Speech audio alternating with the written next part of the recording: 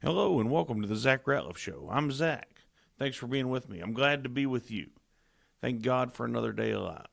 Let me start by thanking my sponsors, Mortgage Financial Services here in Texarkana, Elmwood Custom Goods, and Church on the Rock, Texarkana. That's churchontherock.org. All right, I'm going to jump right in today. I want to start with this article from the Christian Post. Good website. Find a lot of good stuff on there. Like all websites, everything might not be for you, but it's worth reading. 5 new Texas laws are set to take effect next month. That's September. So let's see what they are. And I'm just going to kind of flush this out as I read it. Right? This is going to be somewhat off the cuff. So number 1, Ten Commandments on 10 Commandment displays. All public school classrooms in Texas are now required to display the 10 Commandments, making Texas the largest state to enact such a mandate. Let's see. The bill into schools post a 16 by 12-inch poster or framed copy of a specific English version of the 10 Commandments in every classroom, effective September 1. 16 by 20. I'm sorry, 16 by 20. That's not small. That's that's more than a foot squared. Look, I'm a big fan of the commandments.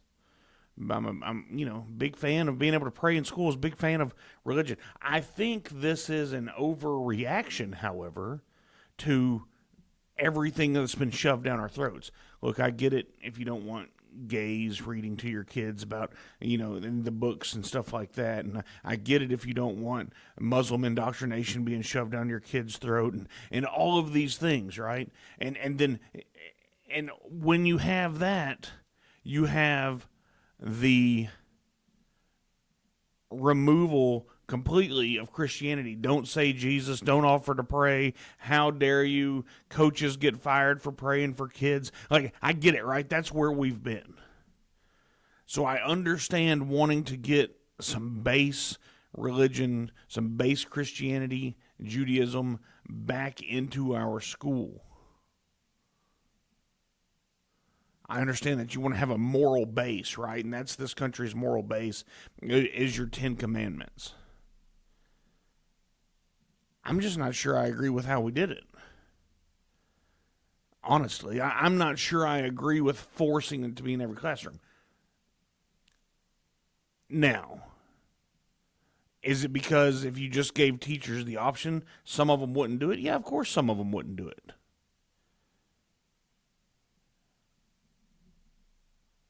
Does this open the doorway to requiring other religious texts from other religions being in the classroom? Is more my worry. Which, I mean, I'll put the Bible up against any other text, and we that's a whole other discussion. But that's not for children, right? So I'm just not sure about the way this is done, especially just because it's in the classroom. Let's say you have little Johnny and he goes in there and he's I'm listening to a book by Matt Walsh right now called Church of Cowards. And he says the problem with Christians is, and he's a Christian, is that they do everything like it's the movie God's Not Dead, right? And that movie's not real life. So little Johnny goes to class and he sees these 10 Commandments and he's like, hey, teach, what's up with this? Let's say he's young and impressionable. Well, there's a couple ways this is going to go.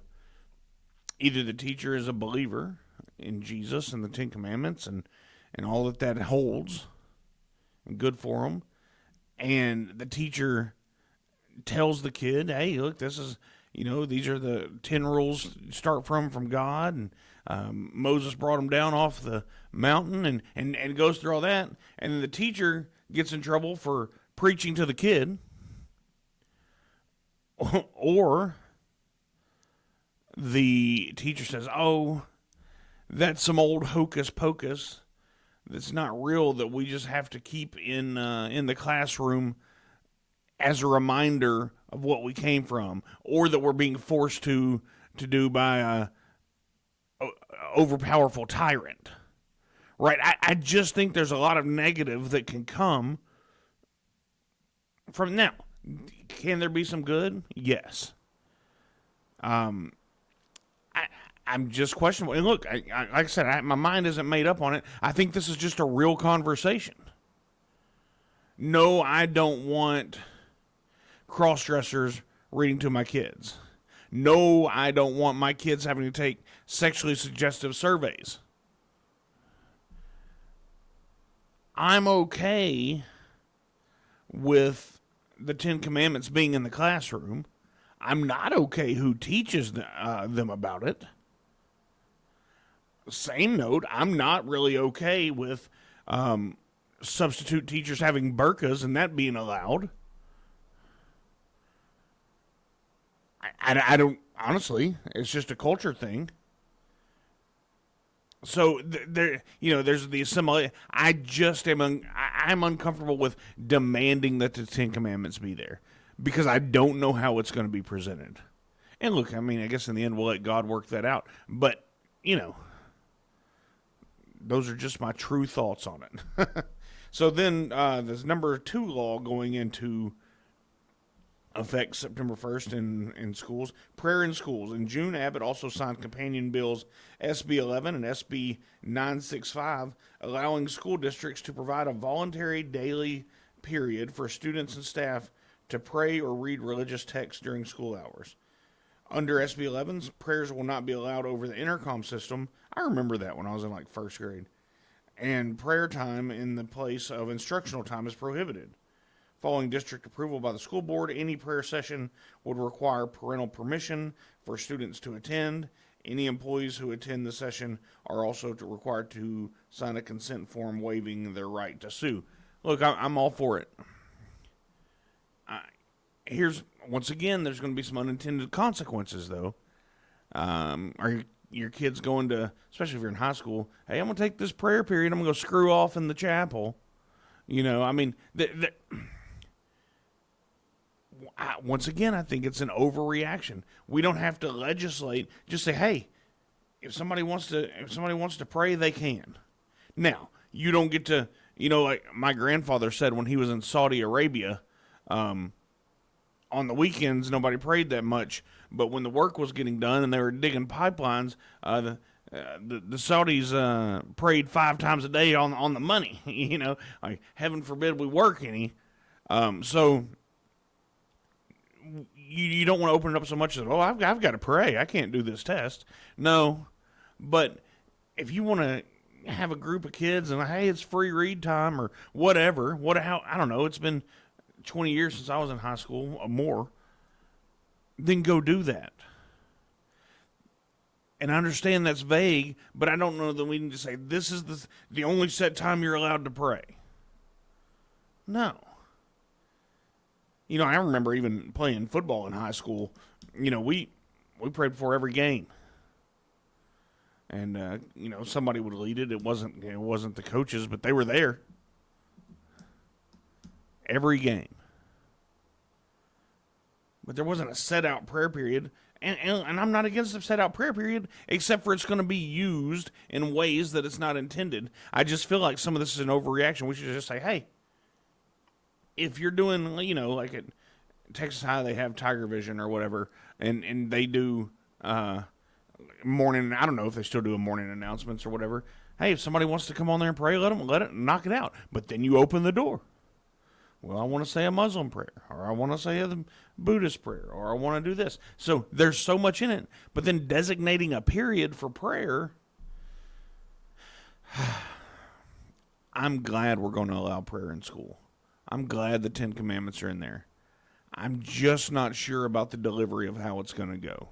That's all I'm saying. I feel like this is an honest conversation I'm having with you all that I don't know how this is all going to fall and filter out, but I do 100% know there are going to be unintended consequences, both positive and negative. And sometimes I think in our knee-jerk reactions to stuff, we lose sight of all that. All right, we can pray in school, but only, from 10:30 to 10:45 with your parents' permission and da da da da. I know that's not the way I understand prayer. Honestly, you pray in your truck driving to work. You pray before you go to sleep. You pray when you wake up. You say, "Good morning, God. Thank you for another day. Thank you for this life you've given me. Thank you for these things. Here's my needs. You already know them, but I'm going to present them at your feet. Lord, help me do good on this test if you're in school. Lord, help me get along better with this group of people." All these things, but it should be okay. One of my friends in high school, I remember this vividly, prayed every day before lunch. We all just stopped and let him pray. And then once he was done, we rolled on with it. It wasn't a problem. That's what I think should be allowed. You need to stop and pray. Stop and pray. Roll on with it. Anyway, I'm repeating myself. Okay, number 3, Life of the Mother Bill clarifies abortion. Senate Bill 31. Now, this was a big deal because, there was people were getting accused of, when they were having miscarriages or whatever, of, the doctors weren't going to see them and they were going to send them to jail. And so, people were getting sick over it, or that's what we're told. So Senate Bill 31, also known as the Life of the Mother Act, clarifies language used in the 2022 law that banned abortion services statewide. Under SB 31, doctors are not required to delay or withhold life-saving medical treatment for any pregnant woman. Good. And friend of the show, Steve Oglesby, has something written up that they proposed, it just didn't make it, in the Texas legislature to have it, to have that posted in every emergency room. Like, hey, you can, don't put your life at risk here. You will be seen and not face legal ramifications. I think that's good. I've had issues with the first two. Overall, I think they're well intended, but you know what your grandma said about good intents, they're paving the way. All right, number 4, and this is the first time I'm seeing this, so we're gonna figure out how I feel about this together. Ban on student LGBT clubs. Public school districts are prohibited from establishing any diversity, equity, and inclusion practices, policies, or activities that reference race, color, ethnicity, gender identity, or sexual orientation. Okay, so let's read that again. Public school districts are prohibited from establishing any diversity, equity, and inclusion practices, which I'm good with that. Policies or activities that reference race, color, ethnicity, gender identity, or sexual orientation. Okay. Well, there are social clubs that people join outside of school that you can do this in, then. You can go join, I don't know if this would really be it, but you can go join cotillions, or you can go be a debutante, or all those things, which would fit into this category, technically. And those aren't school functions, so I'm okay with that because you can still go do that. If you want to have a DEI club, go start one. It just says the public school districts are prohibited from establishing them. So this leads me to believe that if you're a student and you want to start this club, you could be able to. Now, I'm no law expert, so I don't know that. But hey, yeah, if you want to start your gender identity club, go start it. I was always in a lot of clubs. Even now, I'm in the Bowie County Patriots. Maybe we're a club. I don't know. We don't take roll. I know that. All right, number 5. Moving on. Established definitions, and these are the 5 things that are coming into effect in Texas at the 1st of September. Established definitions of sex and gender. I don't even know why this one's hard. Starting September 1, Texas will officially recognize legal definitions, man and woman, under Texas House Bill 229. Okay. I'm okay with that. That seems reasonable. Now, to some it may not. That's okay. They can vote against it and vote for representatives that don't hold that belief. Man and woman has been a realistic thing for however long you think humans have been on this earth. Millions of years, or 120,000 years, or if you think it's 6,000 years. Either way, there's been man and there's been woman. This is a scientific fact that has not gone away, and so I'm okay with it. So, all right, everybody, that's the 5 things coming to Texas in September. So I just wanted to go through that. That's a big deal for where I am. That's a big deal that's going to directly affect my daughter and many of your children. A little less than half of you that listen are in Texas. And so there you go. Okay, this is interesting. This is something I don't do a lot of sports on here. But do you remember John Gruden getting fired from the Raiders for the emails and all that were sent and released? And if you don't, then this story won't matter. I'll make it quick. Gruden is eager to find out the truth in the NFL email case. The state, I think it's the Arizona Supreme Court, whatever state they're in, decided that, hey, he can release these, he can see these emails that the NFL sent. What they're saying is the NFL set him up to fire him. So, and it looks obvious, but we also don't have all the information. So there you go. All right, let's go to the Blaze Media. And it changed on me. Blaze Media. Texas redistricting standoff is over. Democrats will reportedly return to the state house. Sources told KTRK that lawmakers believe they have completed their goals. Well, now that they made it illegal for them to get any money, their paychecks don't matter because they don't make anything. If you're in the Texas Congress, you're doing it because you want to be there and because you independently can afford to be there, or not, but you're still not getting paid much. And this was as Republicans threatened to cut off their checks and even vacate their seats. And we all knew they would come back, right? So the redistricting map already passed the Senate yesterday, the Texas Senate. The Democrats are going to come back. It will pass the Texas House. That's the way this is headed. And we'll see. So what's going to come of this is now, and then I was listening to Ken Paxton talk about this. They're like, oh, well, what about California and these others? They're already so gerrymandered. Maybe they can pick up a seat or two if they redo their own maps. But the Democrats have already done this. That's the thing. So here's my thought. Let's just start at the center of each state. And if we do it by square miles or whatever, let's just do equal squares. And where it doesn't work because of your state border, tough titty, said the kitty. Let's just do it. Have them all the same size. However that cuts your district, that's how it cuts it. This one, if this one has more Democrats, it's got more Democrats. If this one's got more Republicans, it's got more Republicans. I don't know why this doesn't make sense. I don't know why we're allowed to, circle one thing over here and then draw a line over here and then, make a little triangle. And look, I understand it's the Republicans that are doing it right now, and this is kind of one of those things that to the victor go the spoils. It's been done against them, so why wouldn't they get power back?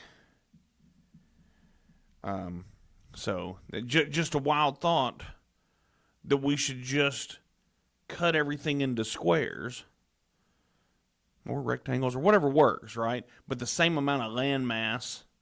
And I get it, right? So there's the population distribution. There's population distribution that you have to have a certain number of people represented. And I hear you. There's got to be a better way than drawing these crazy-looking maps all the time. All right, this struck me. This next article struck me. It just struck me as the absurdity that wokeness has brought to us, that the woke religion of the past few years has brought to us, what we've allowed to take as normal, and what we've allowed people to say, that is just nuts. Now, I'm all for the First Amendment. So you can say whatever you want to. But sometimes people can call you crazy. I got called crazy last week. And that's okay. You're allowed to do that. X.com under End Wokeness. Black community leaders call on Cincinnati to charge the victim of the downtown attack. You see where and if you don't know what you're talking about, go look it up, where these people just got mauled in Cincinnati. Just got the hell beat out of them. And it's so wild that, basically the thought is, hey, they shouldn't have put themselves in this position. They shouldn't have made us beat them up. What?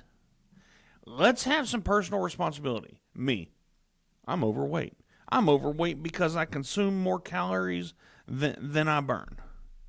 Who can fix that? Also me. Just like anything else. If you're in a group of crime statistics, or where your crime statistics are higher than everyone else's, take responsibility. If you beat the hell out of somebody, and then you get in trouble for it, that's on you. We have no responsibility. You have no accountability for anything people do anymore. Gonna blame the victims? That's like over in the Middle East, where they blame the women for being too attractive and getting themselves raped, right? That's a crazy thought. Nobody's for that. No moral person is for that. But like we talked about yesterday,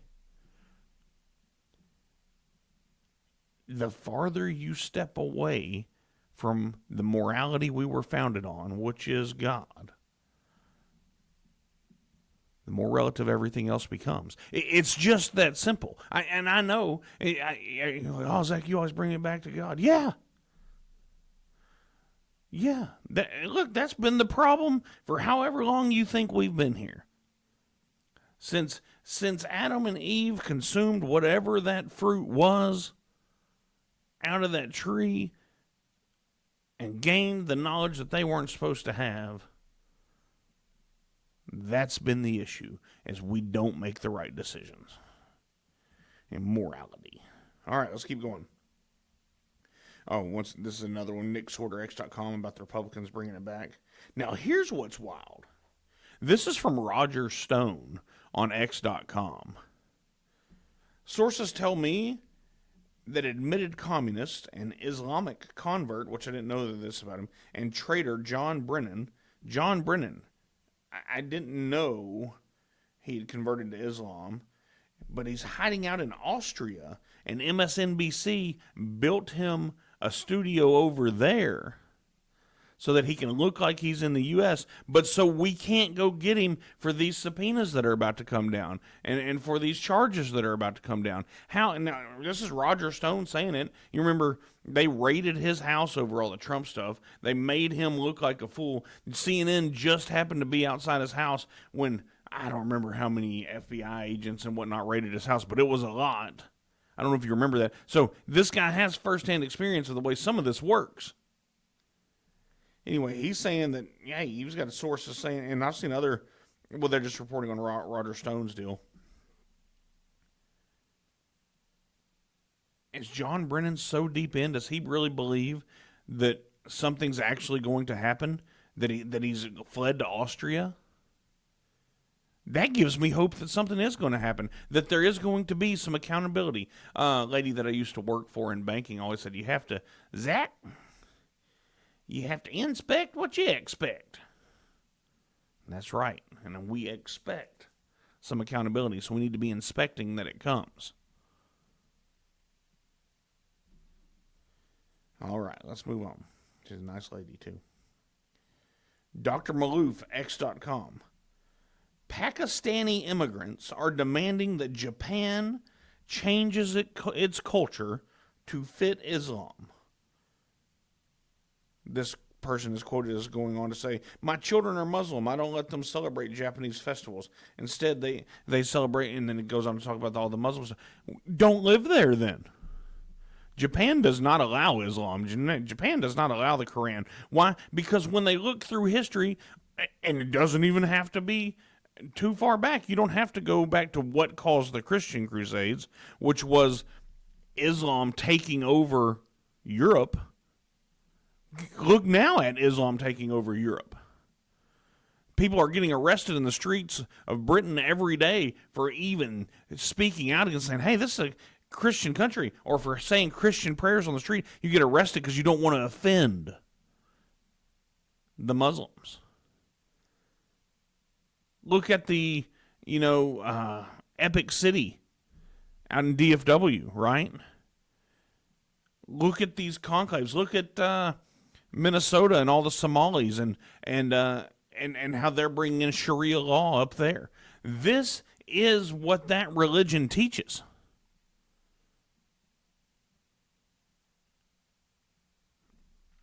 Good for Japan. They don't want their culture to be erased. I don't want our American culture to be erased. Now if you're not going to do Sharia law and you're not going to have that, come do your thing. Have your mosque, do your thing, be an American. But the constant push to take over is the issue. And, that's the issue. However, that's part of the religion when you read it. That's what they're told to do. And, if that's what you believe, then that's what you do. Just like for me, I believe and know that Jesus is the way to heaven. So it doesn't matter what you say to me, I'm going to tell you about it. Now, I'm not going to kill you if you don't believe it. I'm not going to kidnap you if you don't believe it. I'm not going to hold you hostage to make you hear me. There is some difference. Anyway, just a thought. This is back because of all the stuff talking about the rate cuts that are going to come at the 1st of September. Look, I know everybody's saying it, and I can see that there's a chance it's going to happen. I just don't believe Jerome Powell gives up this easy. Back in June, this is from the Patriot Oasis on X.com, Jerome Powell: "We are refusing to cut interest rates because everyone I know is forecasting a meaningful increase in inflation from tariffs next month." And that just didn't happen. It's time for Jerome Powell to jump on board. It's time. It's just time. Okay, then here's this from Yahoo, and then I'll get out of here. Immigration crackdown causing Trump slump in Las Vegas tourism, unions say. Maybe. I'll say an inflated economy is causing that we're just now seeing the ramifications of years of inflation. But you just said inflation was down. The growth of inflation is down. $100 won't do today what $100 would do in 2020. $100 surely won't do today what it would do in 1990 or 1970. I got limited groceries the other day, and it was $125. I think I got it all. Well, my daughter had some bags, and then between I carried one round of bags and she carried one round, and her backpack. And so there just wasn't a lot. I will tell you, I submit to you that inflation and our economy has a lot to do with the Vegas slump. But don't worry, they're going to blame Trump for everything all the time. We just have to make sure we know what's going on. All right, everybody. Remember, there's hope in Jesus. The good guys win in the end, and he is the good guy. We just have to stick with him. I hope God blesses each and every one of you. I hope you have a great day. And, hey, we got a big show coming on for you tomorrow. I'll have Kelly Crispin here running for District Attorney of Bowie County, and we'll see what's going on with all that. All right, have a good day. See you tomorrow.